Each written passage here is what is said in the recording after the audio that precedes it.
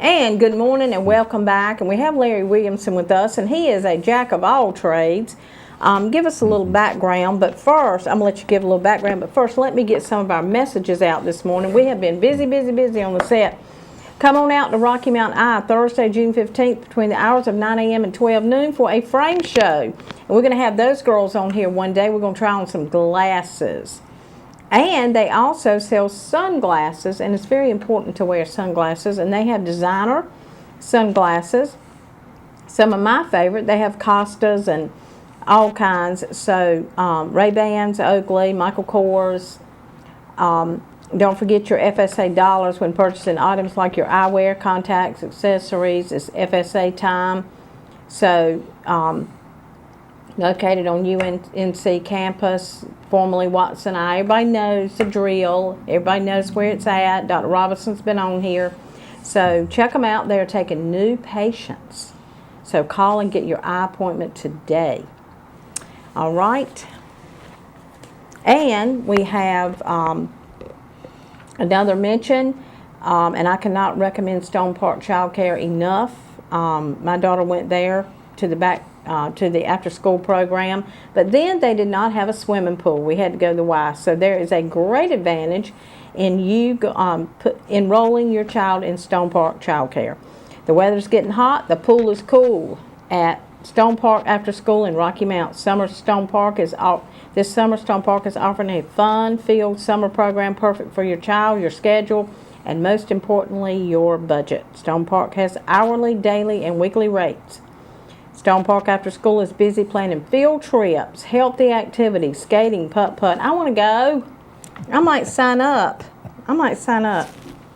Summer is coming, so go to www.stoneparkchildcare.com and get more information and give them a call and enroll. They do not have their number on here, but they're at 1261 South Winston Avenue, and that is right across from Inglewood Baptist Church.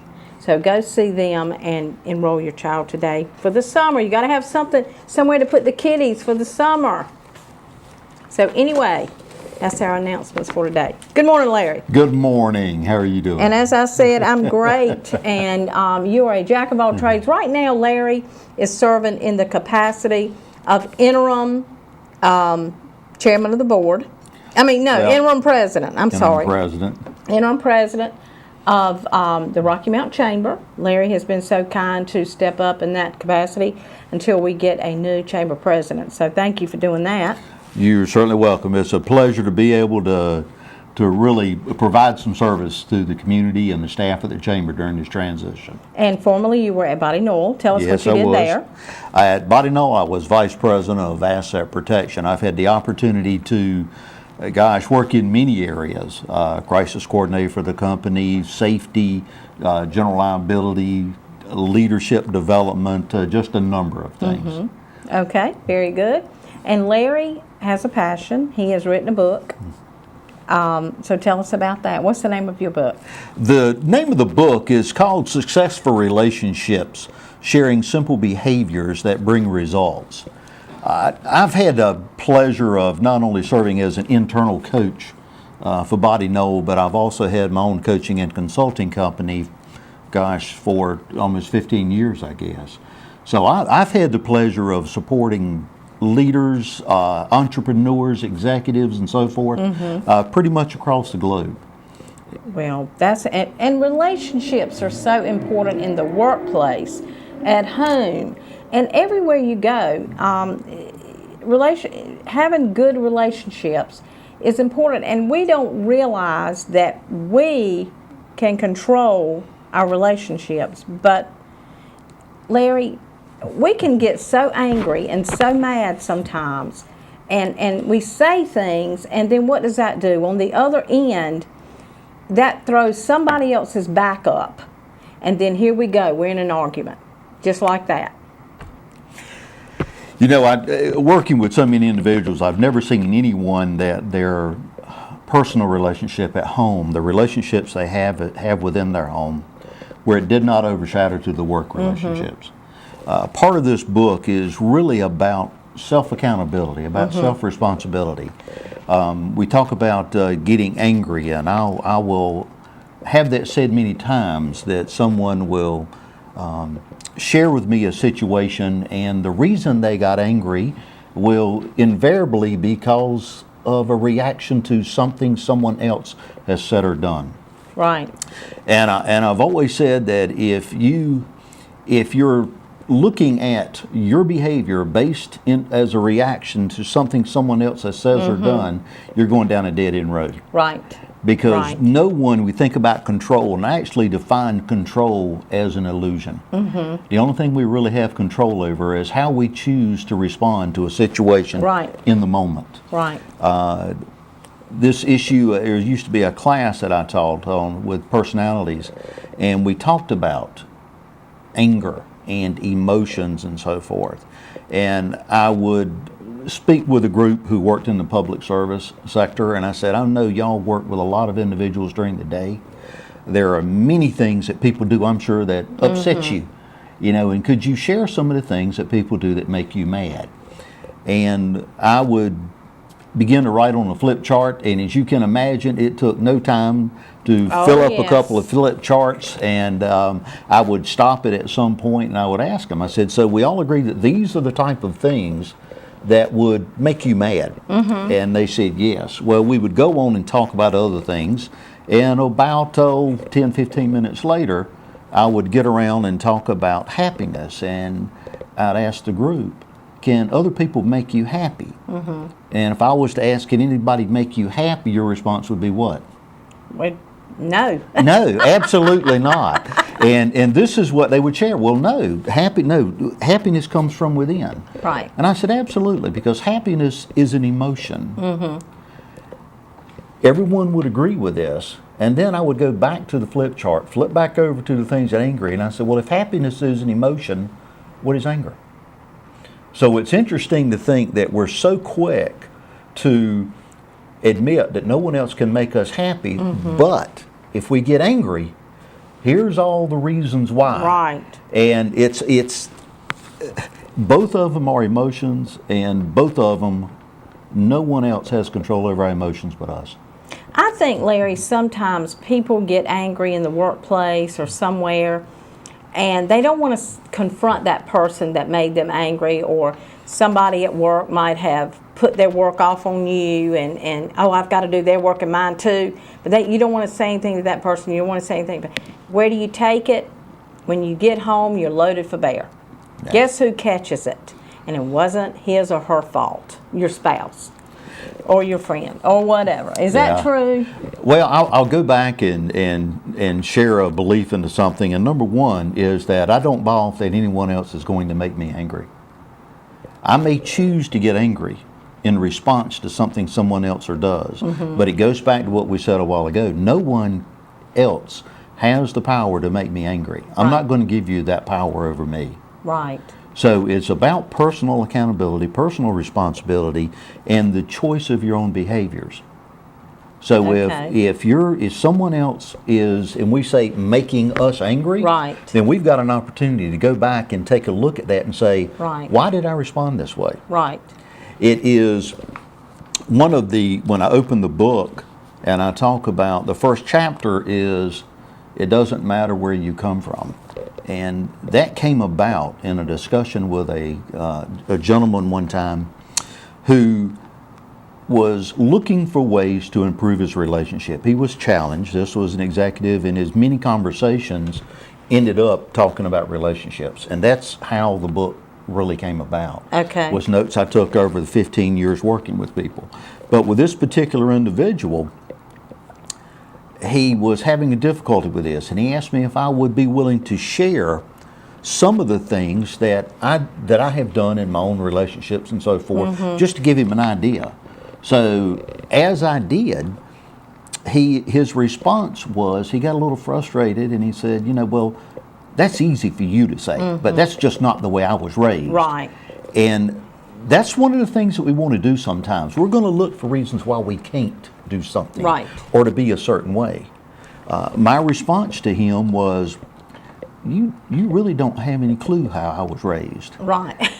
And I went back to begin to share examples of when I was growing up, because I grew up, I grew up in the old style, if you would. With my father, we didn't talk about emotions. We didn't talk about love. We talked about hunting and, sports and things of that nature. Right. I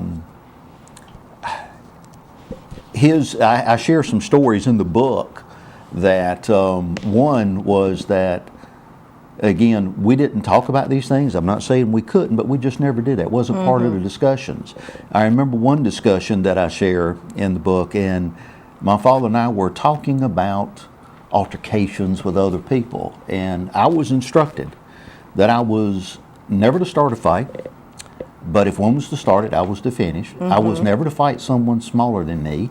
If someone's smaller than me, I was to go get my younger brother, and he was to fight him. Only if he beat my younger brother was I allowed then to fight him. Okay. Now, if he beat me, then we were both to fight him. If he beat both of us, we were to go get my father. Oh. And then my father, we would all. And if he beat all three of us, Dad said we would shake his hand, call him a man, and walk away. So it was a different time. So that's the way that I was really raised. Now, one of the turning points, my father was dying of cancer. And he was experiencing a lot of pain and going through a lot of difficulty. And I remember sitting at home, I went to visit him, and sitting next to him as he was in his recliner, I reached over and placed my hand on his arm and told him that I loved him. There was a moment of silence until he responded that to go through everything he was going through at that time was worth it to hear those words. Wow. I was 32 years of age at the time, and it had such an impact on me. And I knew that was not something that this harshness was not something I chose to pass down to my children. Right. So that was one of the turning points that really started me looking at this. Wow. Okay, we're going to take a break, Larry, if you don't mind. We'll be right back right after this.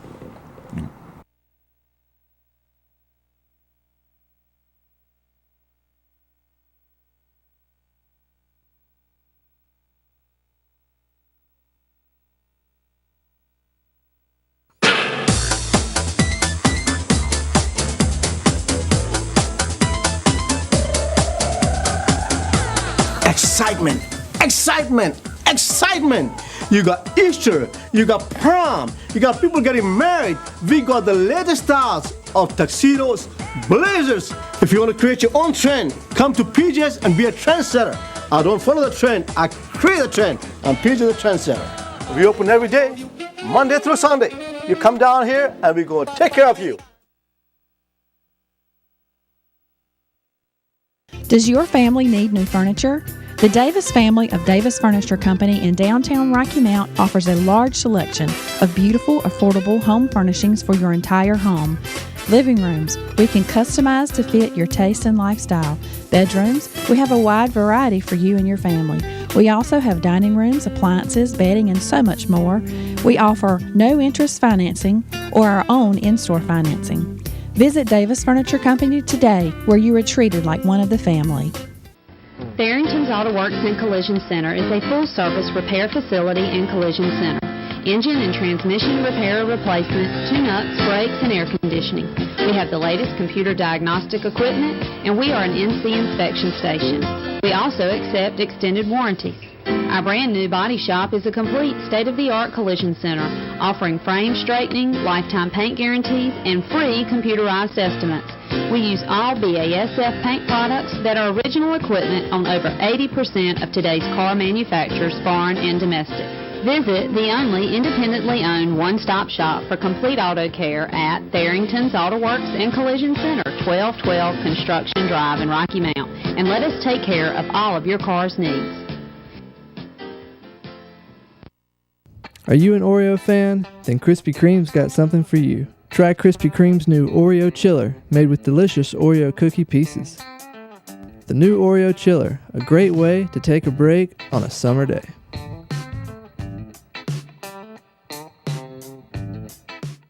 You need a car and you have a job. OK Loans will treat you like you're more than a credit score. Come see Jay, Kenny, and Tim, and we will have you riding today.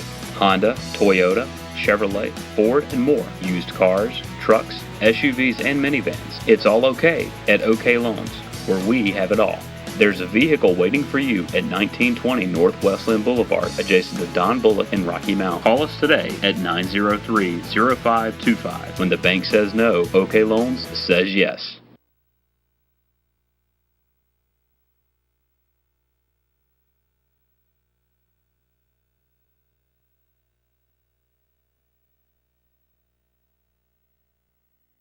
Okay, welcome back. We have Larry Williamson, and this morning I invited Larry on to talk about his book because I'm very impressed. I have not read it. I'm going to read it. My daughter has read it. She thinks it's great.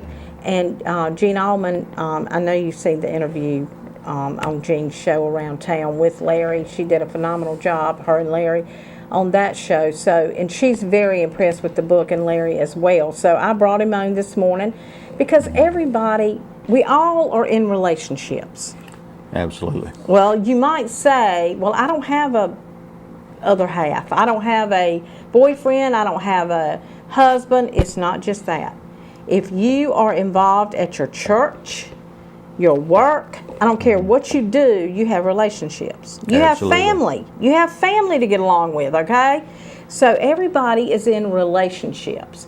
And it's very important to know how to get along and some things to do, as Larry said, not to get angry and things like that. So, and men are so macho. You know, men will probably say, do I need to read this book?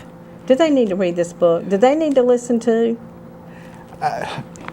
Well, I may be somewhat prejudiced in it, but I think everyone would benefit from the book because everyone is in relationships. You have to remember that many of I share many stories in there that came from the corporate world, yet I wrote the book geared more toward personal relationships. That was because regardless of what a client came to me for, it was not uncommon for us to start talking about relationships. Mm-hmm. The principles of relationships are pretty much universal. So there are so many principles that are going to apply, as you said, to the work environment or to, our successes are determined a great deal by the relationships we establish with others. So I think we really need to be aware of that. I talk about things like conflict prevention, about communication, about things that are going to apply to any relationship. There's no question, personal relationships, there's a tremendous benefit there. The principles that are applied within business or, as you said, church. Mm-hmm. I had one individual that let me know after they had read the book and had told me that, well, at first I didn't think the book was really going to apply to me because I'm not in a relationship. Yet the statement was, it was the best self-help book they had ever read. Wow. So it talked about, because I talk about self-talk, mm-hmm. I think that really, the nature of the beast is we have a tendency to complicate things far more than they need to be. We do. I think that's correct. Yeah, we do. And I think that really so many of our limits are self-imposed. Mm-hmm. So we get into this about habits, attitudes, and beliefs. The story I shared with my father, we carry forward in our new relationships the things that we've experienced in the past, frequently without even recognizing it. So what I went through earlier created certain belief systems in me. It's interesting that once we create a belief, then we're going to look for things to prove ourselves right.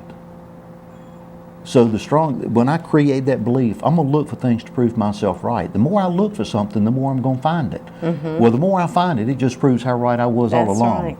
So they're self-perpetuating there. So we look at attitudes, we look at our belief systems. In the book, I examine self-talk, the things that we do within our own habits. Habits can be our best friends or our worst enemies. And we're all creatures of habit, and we need to look at some of these habits and where they come from, and do they serve us?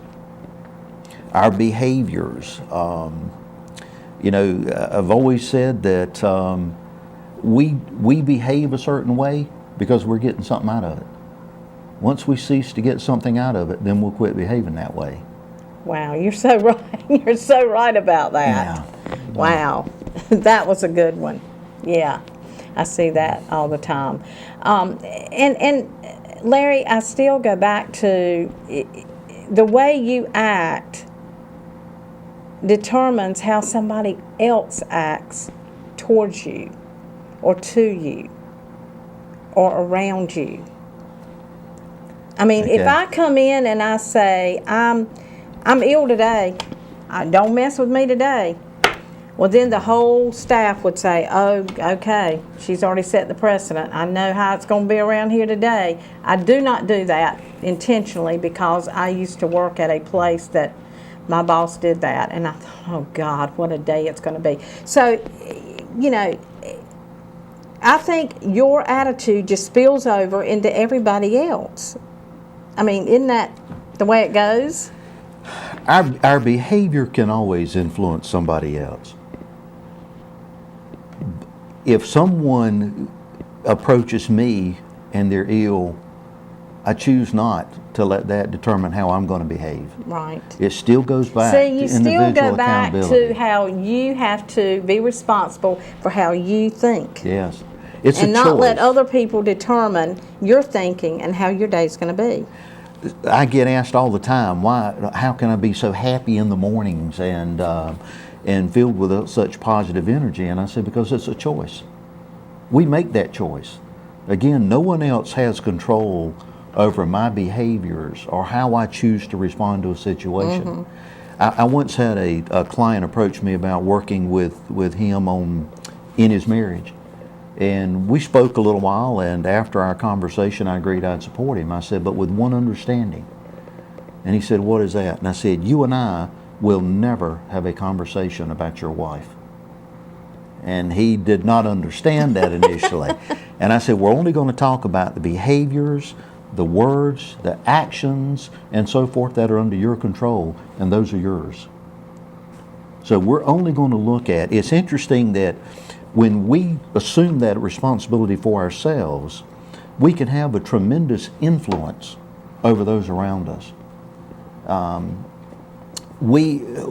It is, again, I stress over and over, and I tell people in the book that there are certain people who say, well, that's just the way I am. You know, people are just going to have to get used to it.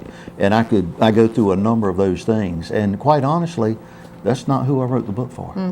Because if you have no reason to change, you don't want to change, then you're not going to change.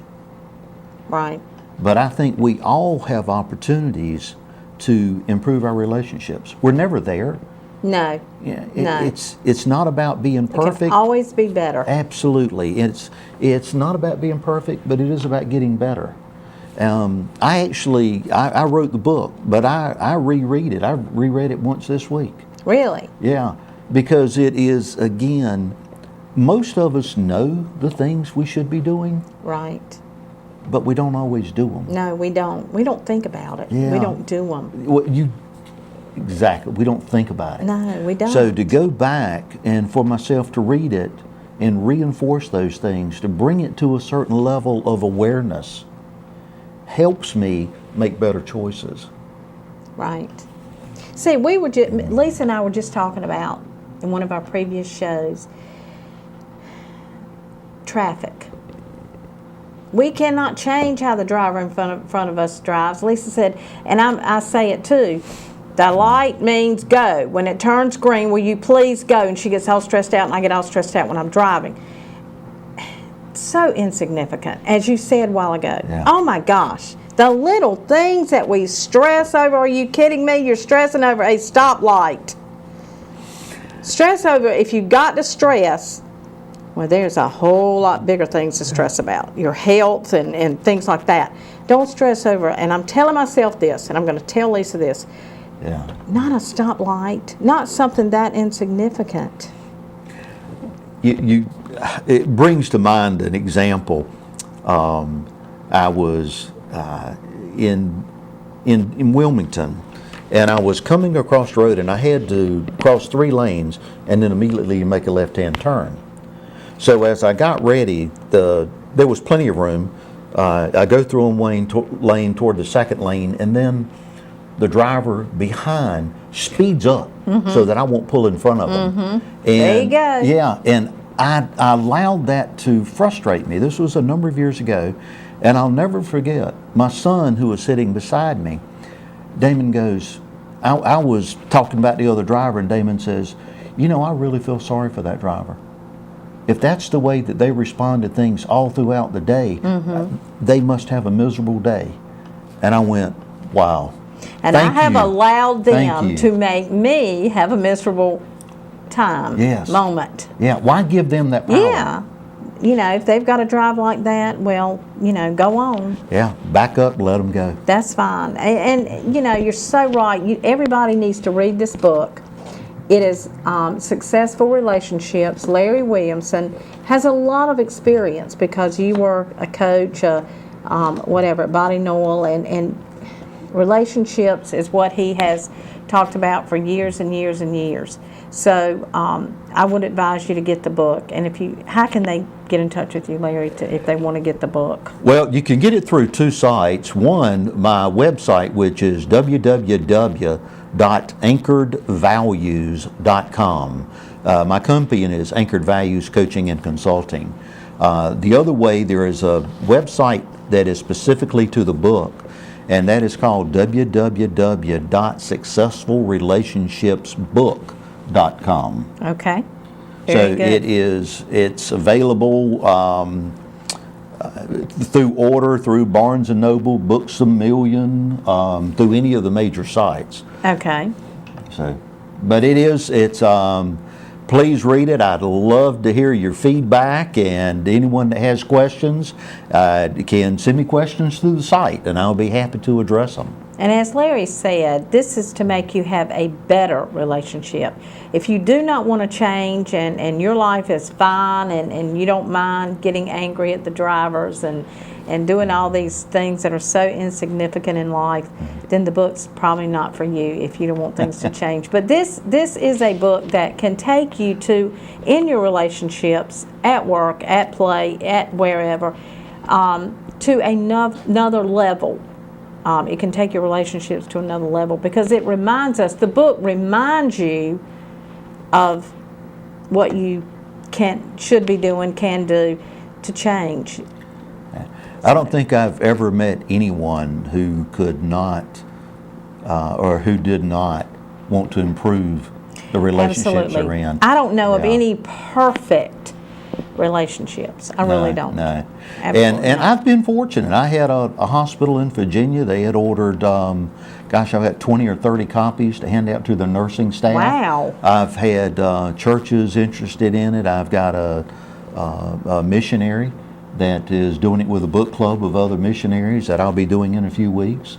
Wow. So it has run the gamut. I've been very blessed, very fortunate that so many people have responded so positively to it. Well, I think it's a great book. I'm going to read it. I've heard so many people talking about it, so I'm going to read it myself. Maybe we'll talk about this as I read it, and I'm going to get Lisa one, and it's something that she and I both can talk about on the show. This is kind of things we do, Women Talk. We let the guys do the shows Monday, Tuesday, and Wednesday normally.